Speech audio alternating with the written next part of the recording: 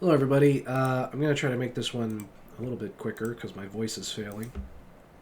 But we're gonna finish off Rob Zombie's chapter here with his final album, currently, which is his 2021 release, "The Lunar Injection Kool-Aid Eclipse Conspiracy."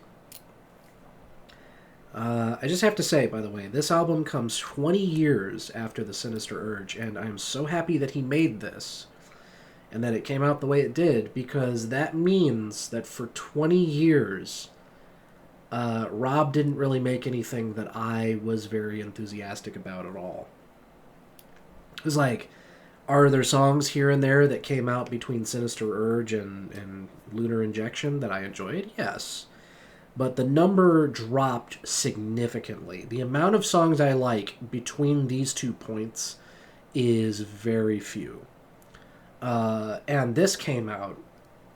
I didn't know what to expect because I hadn't even heard the previous album when this came out, so like I really had no idea what I was in for with this, and then I was just enjoying it the whole way through, and I was so happy.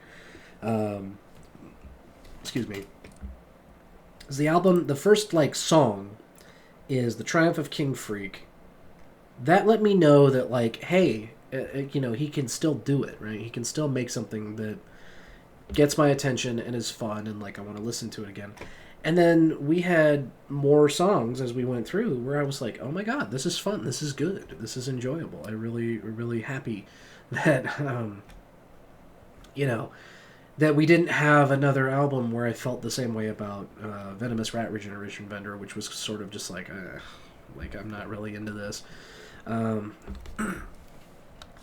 so I'm gonna talk about my top three, which number three was a little bit of a toss-up between two songs. I could easily have put Triumph of King Freak there, but I went with Ballad of Sleazy Rider because I think it's just a really fun song and it's really enjoyable to listen to.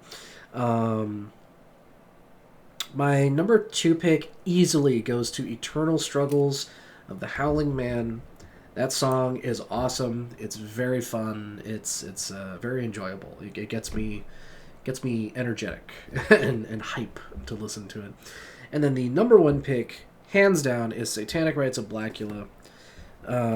Talk about making the most of a short runtime. It's 2 minutes and 18 seconds, and the song sort of doesn't even start for the first 8 seconds because they do this little thing, this little like studio thing, and then the song actually kicks in. So it's very short, and God, it just gets in there. It fucking rips the whole time, and then you're out. And I love this fucking song. It's one of my favorite Rob Zombie songs, and that's interesting because that hasn't happened since 2001. Because like all of my favorite Rob Zombie tracks, right? Not including White Zombie. I'm specifically saying Rob Zombie songs, right? Pretty much all come from Hellbilly Deluxe and Sinister Urge, and that's it. And then skip ahead 20 years, and then we've got this where I was like super into it.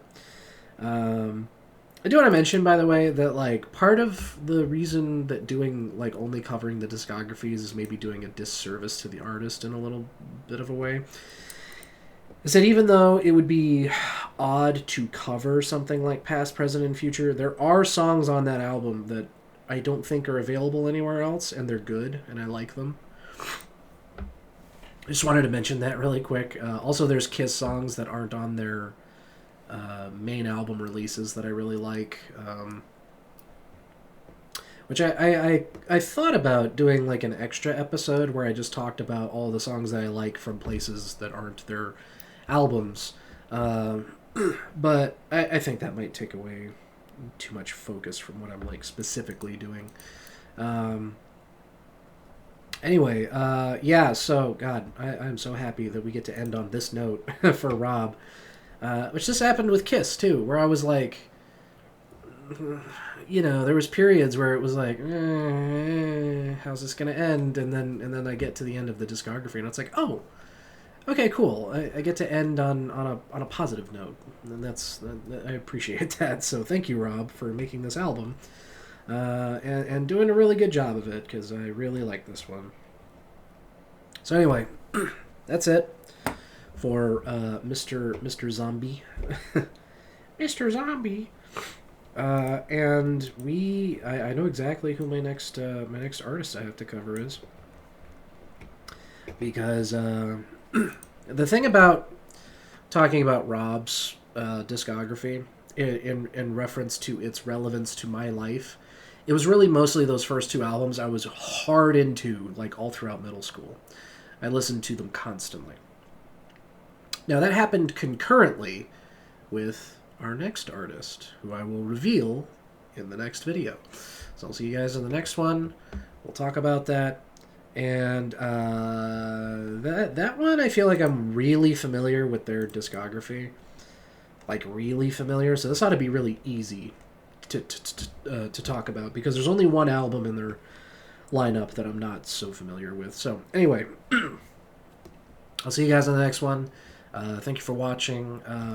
Mr. Zombie, I salute you, even though I didn't always enjoy everything you made. I guess, I can say that about a lot of artists, and I still really like them and enjoy the music that I do like from them. So, thank you, Mr. Zombie. Also, thank you, Kiss, for making lots of songs that I did enjoy. I'm looking forward to starting on the next artist. There's not too many albums, and they're pretty good. So, I'll see you guys next time.